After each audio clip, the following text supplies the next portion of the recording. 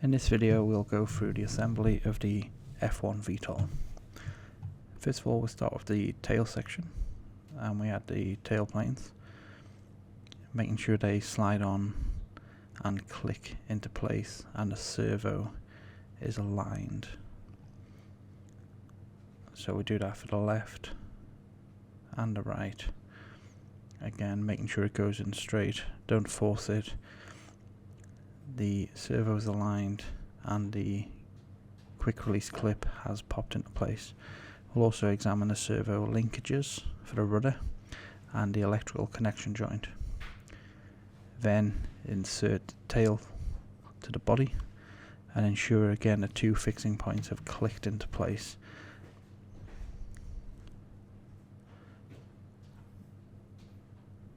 We then move on to the wings. So this is the left wing. We must make sure the arms are unfolded correctly and have clicked and locked into place and no wires are trapped, as well as the servo linkages and the electrical connection it makes from the wing to the body.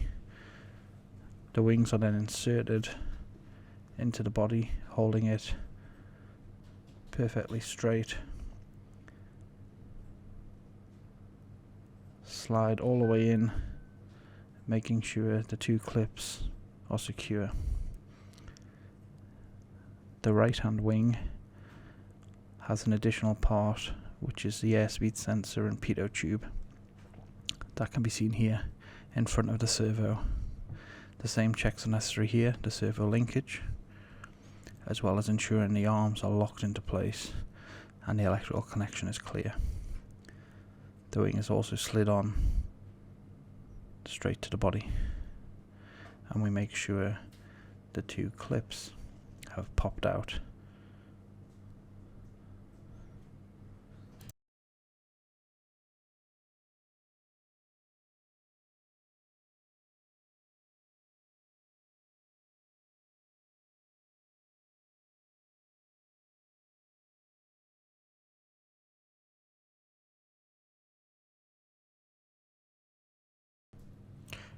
We'll now look at fitting the batteries to the drone.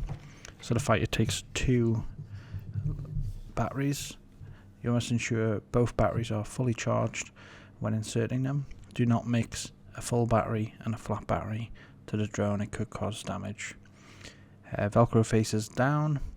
There is a rough marking on the drone showing where the front of the battery should be, but it's important to check the balance. What I'm doing here is lifting the plane by the center of gravity marks underneath the wing, and in this case it was too nose heavy, so the batteries are pushed further back, and then we'll recheck the balance. Now it is quite heavy with payload and batteries in, so as well as lifting from the underneath, there is also two eyelets on the top of the wing which can be used to use either a string or a hook to have the same effect.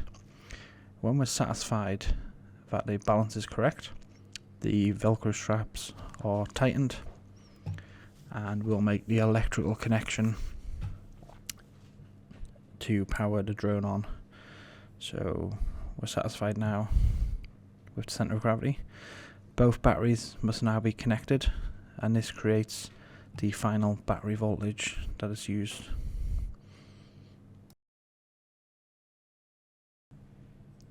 With the power on, the next step is to check the control surfaces. Here we're moving the control sticks to test the rudder, the elevator and the ailerons.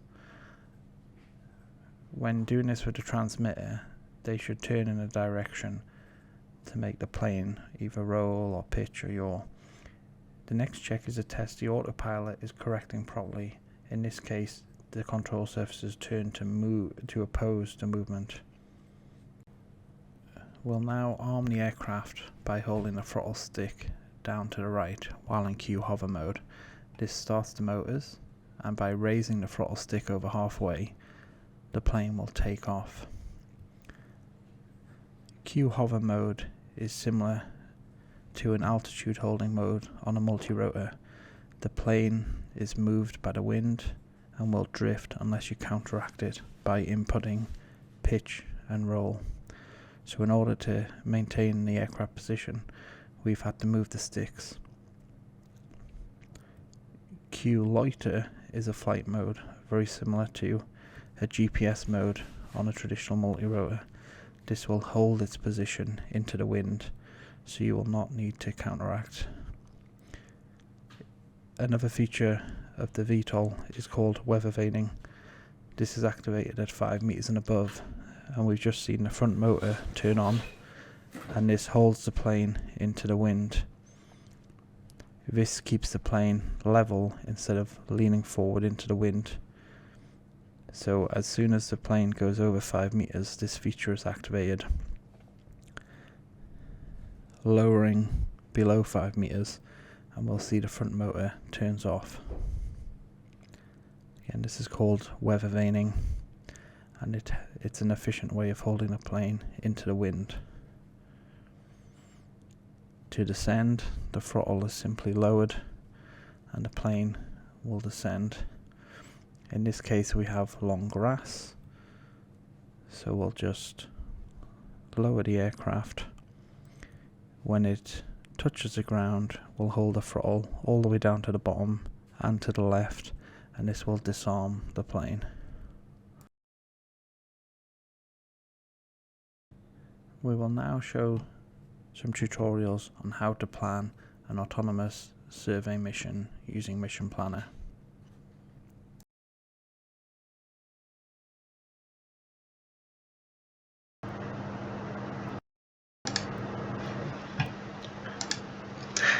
In this video, we're going to show how to plan a mission from start to finish using a VTOL and Mission Planner.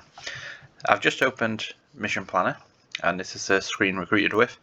First of all, I'm going to do a couple of things. I will navigate to a location we would like to map. So I'm just going to either drag the home position, or I'm going to right click and say set home here. This is just so when we launch the simulator, the plane is in the approximate place we want it to go. Now for the purpose of this video, we're going to use the simulation function. In real life you would connect to your plane using the COM port above. Now this might be a direct USB connection, or it might be connection over the telemetry radio. So now I've got the home location set. I'll click simulation.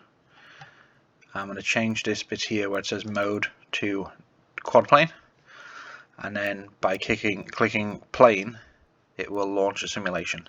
You may or may not be greeted with this message. This is on the latest version of Mission Planner. Now at the moment this is a beta version, but it's due out any week. You will just be launched straight into the simulation. So I'm going to click stable in this case. Now it must initially download the simulation software, and once it downloads it will start the simulation software, and what we'll actually see is as if it's connecting to a real plane, but it's a simulator. And now we have the vehicle, and it is sitting in the home location that we set. So if you want to simulate a real life mission at the correct place, it's important to set that home location before you start a simulation. If you connect it to a real plane, that will be the location the plane is at based on its GPS. So we're starting to get information here from the simulator, and we've got a position on the map and its heading. So let's go to the plan. This is where we would plan a mission from takeoff to flying a survey grid to landing. There's one little thing we'll do first just in the simulator, and that is to make it more realistic to the F1 VTOL. Now the simulator by default will want to fly quite fast. So let's just quickly go into configuration. Here we go. This is the main bit here. This cruise speed is 24 meters a second on the simulator. There's a couple of other bits which are a bit high, so this won't give a very good representation of the actual F1 VTOL. So I'm going to go into the full parameters list, and we've pre-prepared a set of parameters that will adjust this. So load from file, and in this case it is the simulator only parameters, we open those and we will write them. And what that's basically done is set a few parameters more realistic. So here we go. Back in the basic settings, our cruise speed is now 18 meters a second. That is how fast the VTOL flies. So let's go back to plan. Here's our plane. We first need a VTOL takeoff. So I'm going to click add below. This is going to become our list of sort of commands or waypoints. And here we see here the first waypoint. Let's make this VTOL takeoff. And these boxes here show any adjustable settings for whatever is in the command box. So in this case, all we have is altitude. I'm going to set this to 30 meters. So our heights and distances are all in meters. This is a good height for the UK because we have trees everywhere, and 30 meters generally clears most sort of two-story buildings and trees that you would find in the English countryside. So we have a takeoff. So if we were to enact this mission, the plane would climb vertically from wherever it's located to a height of 30 meters, and then it's looking for its next command. So we're going to give it a waypoint to fly forward to where it'll carry out its transition. So if I just click, it drops a waypoint. So let's line this up in the direction we're going to face the plane. Now by default the altitude is 120 meters. Let's go and change that for this first waypoint. We want this the same as our takeoff height, and that's because when the plane has taken off as a VTOL, it's then going to turn on the front motor to fly forward to its next waypoint, and this is the forward transition. So it changes from a copter to a plane, and what we want is we don't want the plane to be climbing while it does this or sharp turns. So we place this waypoint straight ahead, and I can look on here and say, okay, the distance between these waypoints from the takeoff is 86 meters to waypoint 2. That's sufficient space for it to have transitioned. If this waypoint was further, it would probably transition halfway along, and it would be full forward flight as a plane. So let's just put this 80 to 100 meters in front. That's sufficient to complete a transition. And then let's give it one more waypoint just to move it away and gain some height. Now this is 120 meters. Let's just sort of split the difference somewhere. Let's put in 70 meters, say. So between waypoint 2 and 3, it would now start to climb while in forward flight, and that gives us a nice gentle climb. So that is our VTOL takeoff and transition into forward flight complete. We'll then look at loading a survey grid. Here's some footage of a takeoff and transition. So the aircraft has been armed in a Q hover mode or loiter, and then as soon as auto is switched, the plane will enact a mission. So we're seeing the VTOL takeoff here to a height of 30 meters. So it's steadily climbing. Once it hits 30 meters, the front motor will engage fully and it will start to accelerate forwards. In this case, the first waypoint was slightly to the right, so we'll see the aircraft start to turn as it transitions. Once it reaches its forward flight speed, the quad motors will turn off.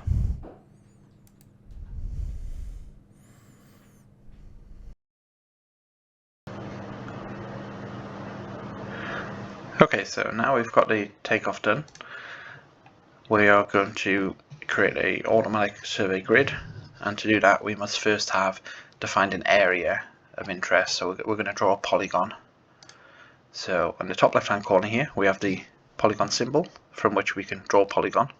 There is also some other options where you can import some shape files or load one that you've previously drawn. So let's draw one from scratch. Here's our area of interest. Let's just make a sort of square over here. We're interested in the bend of the river and some of this. We can drag and drop these waypoints for the polygon. We can create a new bit. But we're still, every time we click, we are still in the tool, so you can make a bit of a mess. If you did that, the quickest way to do is clear polygon, and let's start again. So let's pick an area we're interested in. We'll go with a square over here. Let's put it a little bit further away from the takeoff location. Obviously this is for the demonstration purposes, this route. Obviously make sure you can fly the area is selected. So there we have our polygon. Now that we've got a polygon, we can insert the automatic waypoint. So we must go right click, auto waypoint, and we're going to use this here, survey grid. So we're not using these survey grid 2 or below, that's just work in progress. Survey grid here, and this will launch a new window.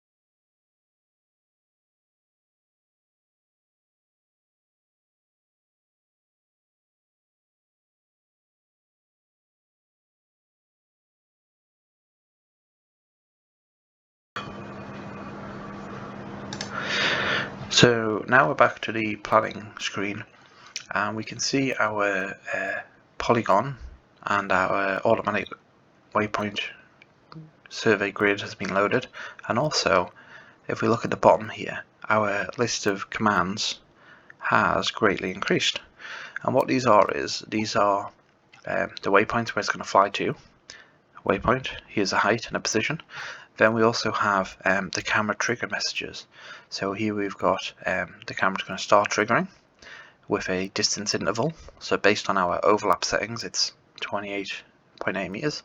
It flies to the next waypoint, and then it turns off the camera. So we're getting a start and stop. So that's why we keep seeing camera messages for each line.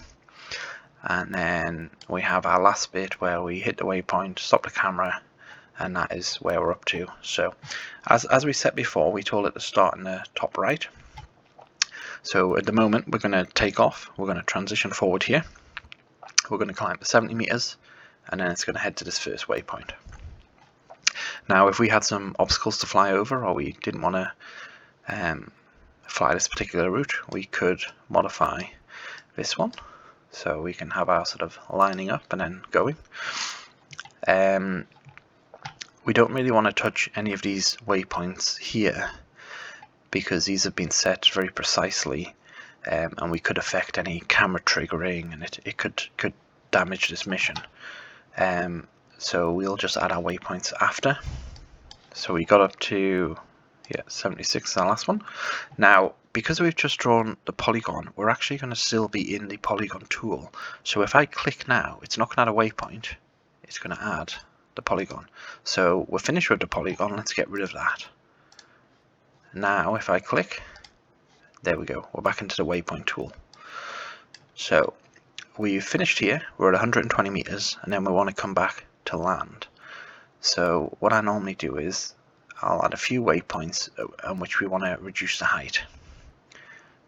So, and line it up into our sort of landing site. This would be into the wind. We'll do our final flight into the wind. So let's get ourselves here. Then we'll do one here. So let's start to reduce the height. We've been at 120 meters. Then let's drop it down. So that one waypoint there is 77. Let's bring it down to 90 meters. Then let's go 60. Now this one here is going to be the waypoint before our VTOL lands. This is very important. We want this to be at our landing height, 30 meters, because that's when it's going to start a transition. And we need to get this next bit lined up right. So let's say we're going to land in the same place, or we're going to land just here is where we want to land. We need to adjust waypoint 80 to be VTOL land. We'll set the height at 30 meters. And let's review what we've just done there. So we've got the end of our mission at 120 meters. We're going to fly back over here just so we can tell we finished the mission. We drop the height, so it's going to be 90 meters here. So by hovering over the waypoint, I see the height. It comes down to 60. I'm going to take that 60 actually down to 50 because it's got a lot of distance there to cover. So, and then finally to 30. Now this is what needs to be right because it's the airplane starts transition at the second to last waypoint. So we must have the distance here sufficient for it to slow down. So back, it's called a backward transition. That's where it goes from a plane to a VTOL. If it's too close, then it will overshoot a lot and have to come back. And if it's way too far away, it will have completed its transition before it reaches a waypoint, and it will spend a long time as a copter. So these circles here are 40 meters. That's the waypoint radius. So that's to do with how the plane completes its circles. So we can use these as a reference that if they're touching, this is about 80 meters. So in this case, 80 meters is good. Anything between sort of 60 and 100 meters is sufficient to complete its transition. Now, if there was a strong headwind, that distance could be shortened, and we wouldn't recommend to back transition with a tailwind. Imagine it's like a normal aeroplane. You will land and take off, so that's basically you will transition into the wind. So this here looks good.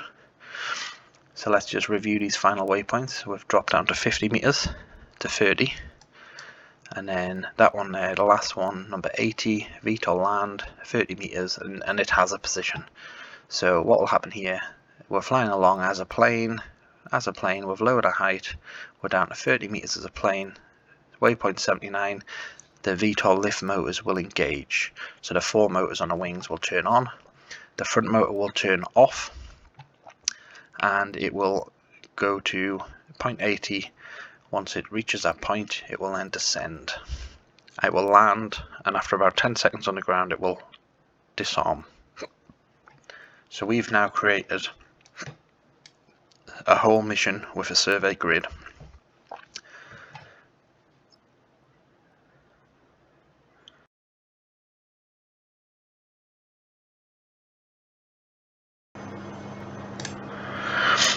Okay, so now we've got a usable mission created.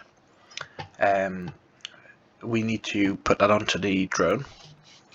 So this can be done when you connect it to it via USB. It can be loaded over the telemetry radio, or for this case in simulation, we are connected now to the aircraft. So I can simply write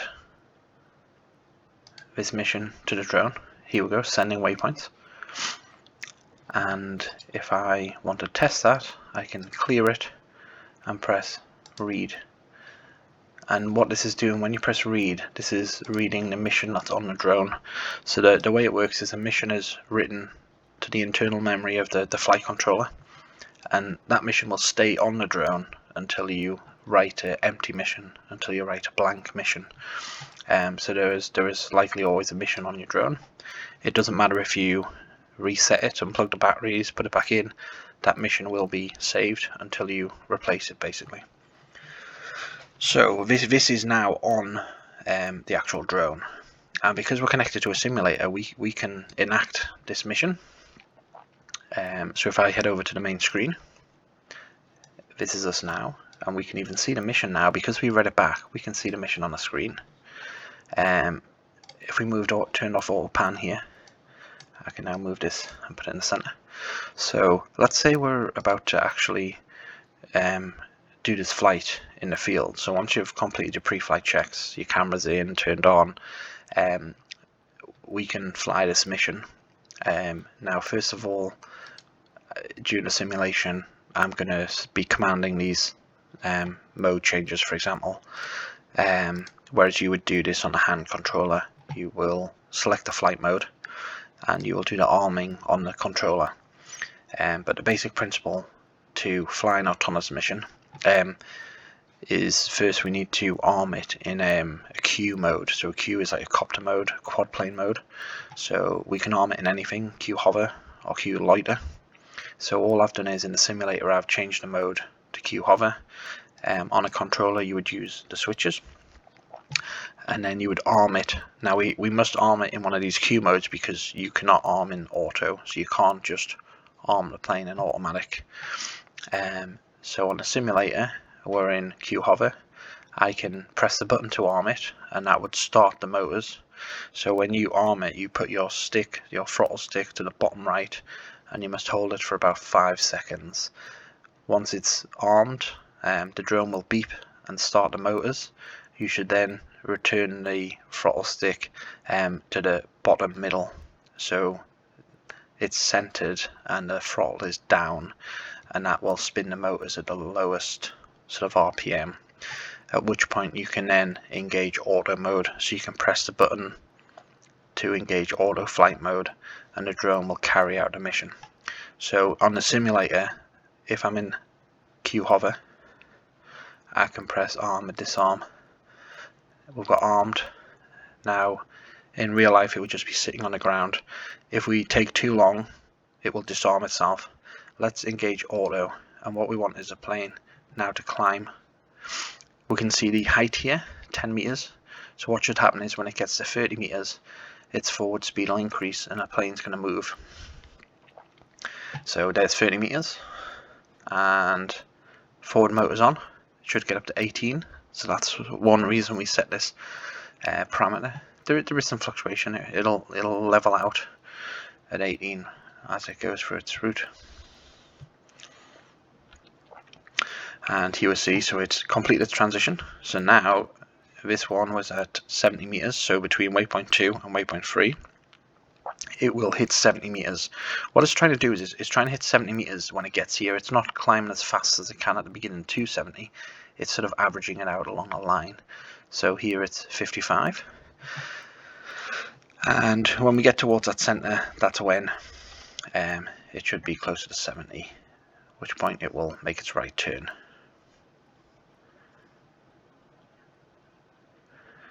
And it started to bank. There we go, 70 meters. Now an aeroplane can't do a 90-degree turn like a copter can. It will always be rounded. This can be affected by its angle to the wind as well. So when you are doing one of these missions, you will see sometimes that maybe the right hand side will be elongated bell shapes, and on the left hand side it does a rapid turn because it's being blown by the wind. This is why a crosswind flight, it normally makes it more consistent. Now this simulator will do the whole mission all the way to landing. It will it's very accurate. You can practice on the simulator. It's good to practice scenarios if you had to, for example, interrupt a mission. So let's say there's an incursion to the airspace of another aircraft. You could command the plane to go into loiter. Now that is something you can do in real life. Now what we'll see here is one of these curves. Now this is because it's a simulator and it's not sort of turning right or behaving like the real plane. You see here it's missed the beginning, so that is just a sort of quirk of the simulator not matching the real life aircraft. And it's given an indication here of when it would take photos. So here you'll see this is why we put this overshoot and lead it in, to avoid this in your mission area. So I'm going to restart the mission, and I'm going to put on a very simple flight path, which is just a square to show you the takeoff, flying around and landing. So I'm going to send this plane home by going to waypoint 79, and then we'll restart the mission.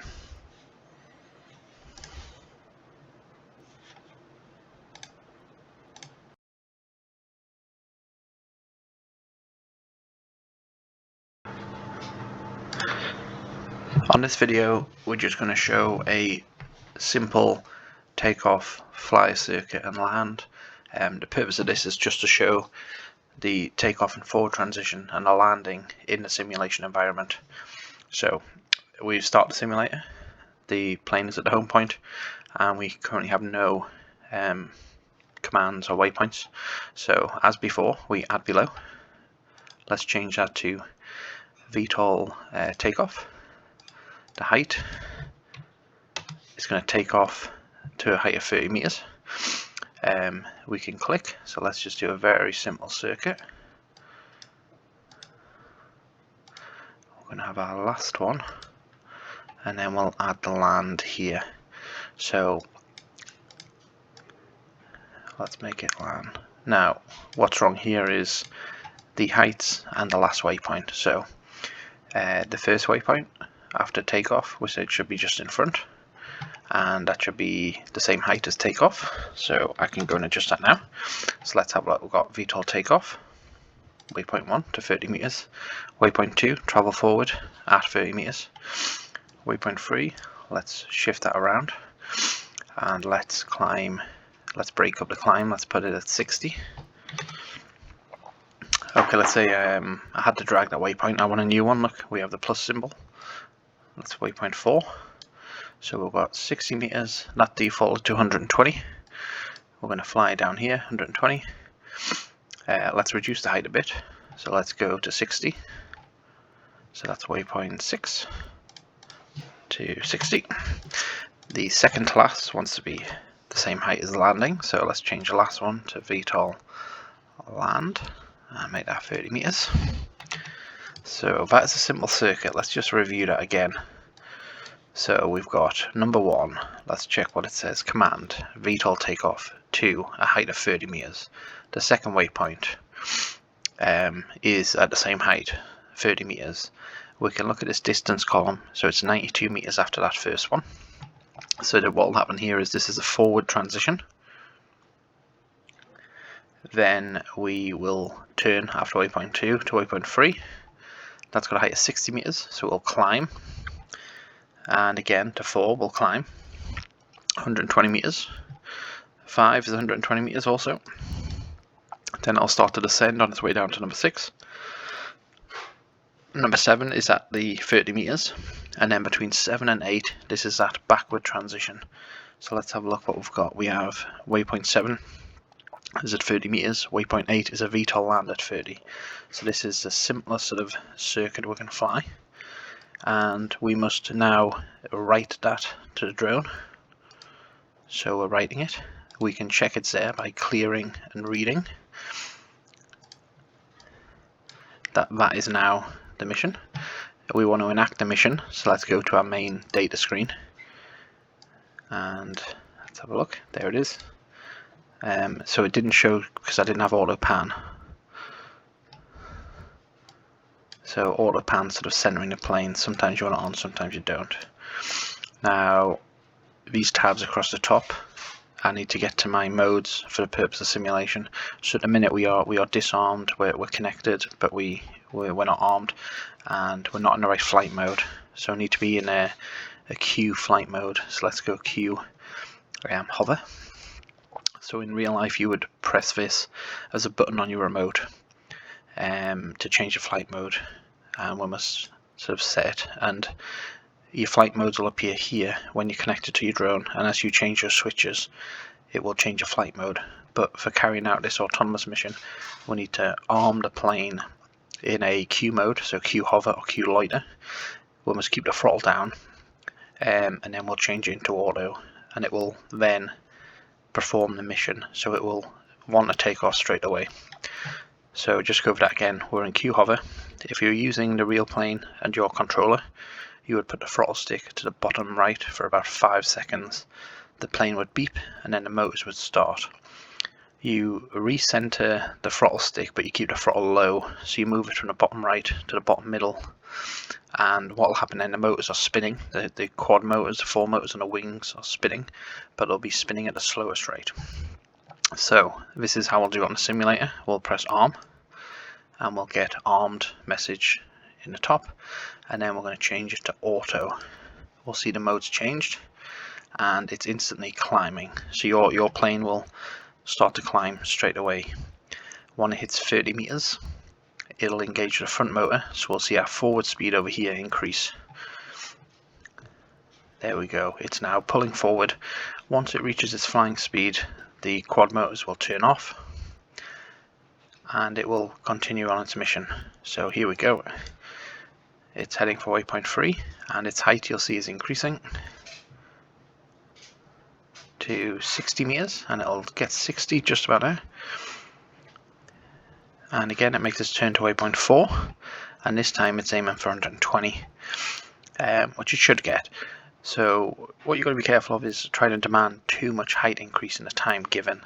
If there is a big discrepancy between the target height, so if this for example was 1,000 meters, the plane would basically start to circle around until it climbs up to that height. But in this case we've kept a sensible distance, it's hit it, and now it's moving along. So this next section is all at 120 meters to number 5. So we'll see our airspeed here is, the cruise speed is 18, but in simulation like this it will differ slightly.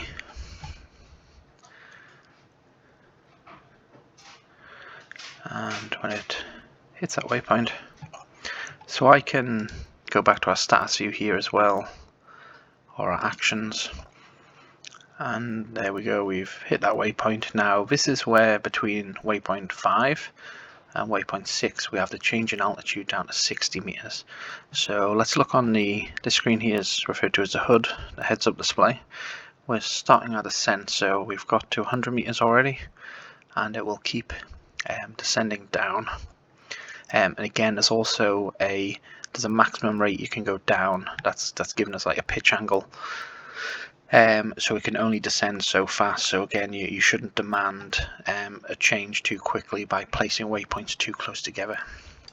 So now we're heading from 6 to 7, so our target is 30 meters, and this is the important bit where at 7 is where it's going to start the quad motors, and it'll turn off the front motor, and it's going to aim to land on waypoint 8. So normally you see a little bit of a sort of nose up, and it's slowing, and it's almost stopped. So what's happened there is it's slightly overshot, but it will come back. Now the reason that can happen is the positioning of waypoint 7 and 8 too close. So in this case, another sort of 20 meters could have made it more accurate. And it can also be that during the simulation there is some wind added in. So this judging at a waypoint is a little bit skillful at this point.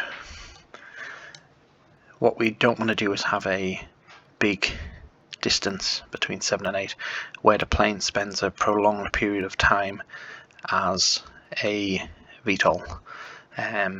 It uses a lot more power, so we want to minimize that. Some customers prefer to do the landing manually. So as the plane was heading towards this last waypoint, they might take over in a fixed wing mode, and they may decide when to transition it themselves. So they might change into a fixed wing mode such as fly-by-wire A, fly the last section by themselves, and then choose when to trigger the quad motors. So there's a few reasons why you might do that. It might be because of a change in wind angle, so you might want to be very specific as to how you line up the plane. Or you can just let it do it manually. You could also, once it has transitioned and stopped but it was out of position, you could then flick into Q loiter or Q hover, and you could land it where you wanted to. You might want to have just landed it straight down. You might want to position it in a particular location. So we'll see here it's almost finished its descent, and in this case it's on the ground. So that is the simplest mission complete. And I'm just going to quickly show you now if you had to interrupt a mission. So with this mission still loaded, we'll sort of restart the mission. So let's head for waypoint 1, and we can take it off again. So if I armed and went back to auto, it's now going to climb to 30 meters. And what we'll do is we'll imagine there's other AUs that we need to avoid. So it's transitioning now. So it's 30 meters, it's hit waypoint 2. Now it's heading to waypoint 3. There's a few options I can do from this screen. I can interrupt it and tell the plane to go somewhere, or I could put it into a fixed wing loiter. So I'm going to let it go past waypoint 3, and I'm going to press the loiter button. Now when I press that button, that marks the center of the circle, and it's going to start now carrying out a circle based on some of the preset parameters.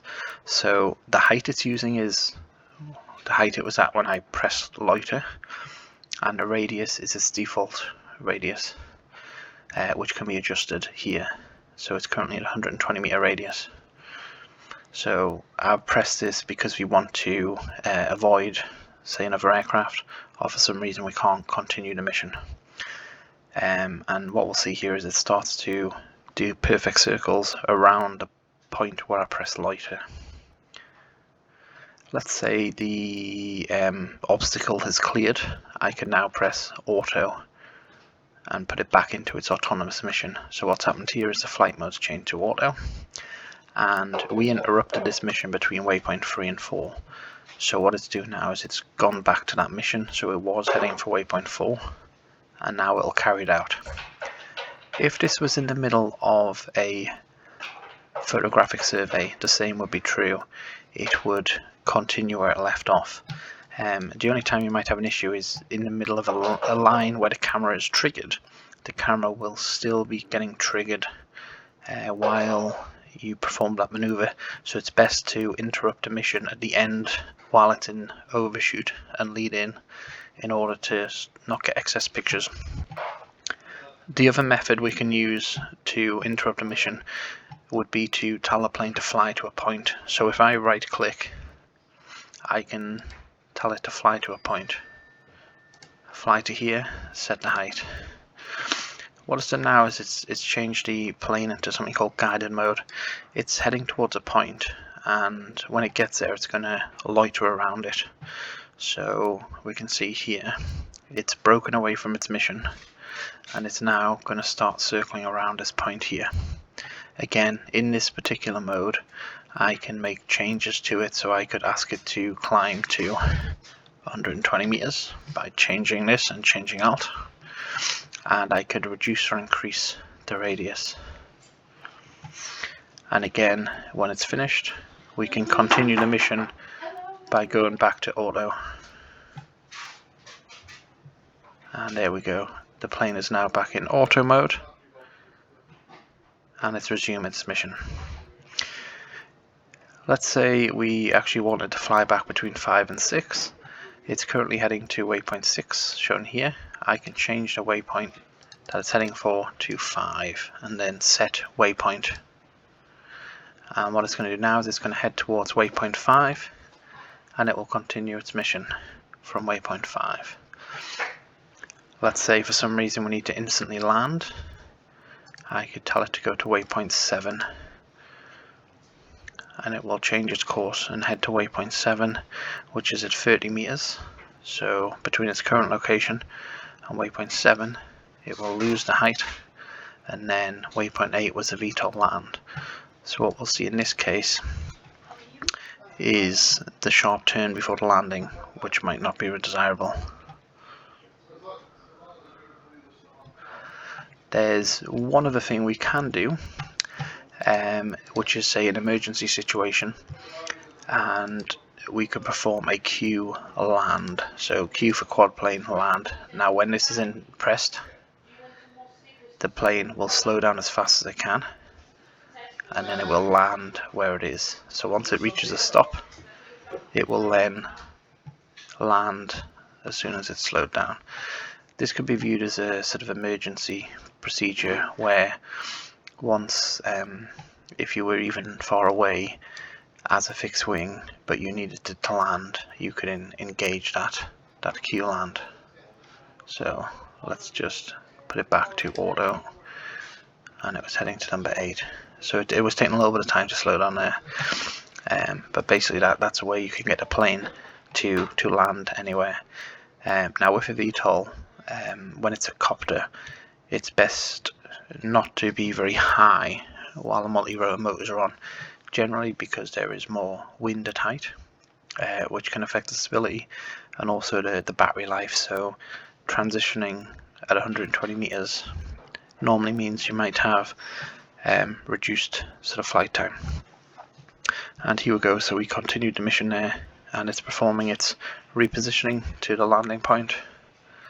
So it's hovering as a copter, and then it will land. So